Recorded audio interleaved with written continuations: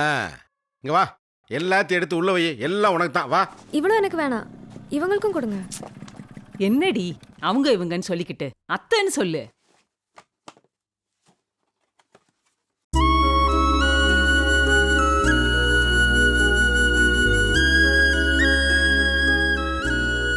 ஆ, இன்னும் 1 மாசம் கழிச்சு வாங்கிட்டு வர்றது.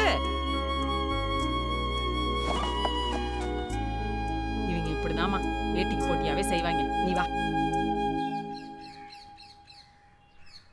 டேய், யார் வீட்டு பொண்ணடா தூக்க போனீங்க? ஏ, மற்ற அப்பா மாதிரி கத்தி பிரச்சனை பண்ணாம மகன் ஆசைப்பட்டானே கேட்க போனது நீங்க செஞ்ச மரியாதை அது.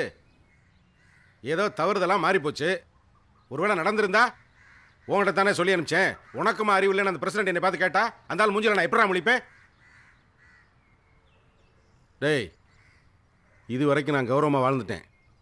இனிமே என்னை யார் முன்னாடி தலைவணி வச்சிடாதீங்க.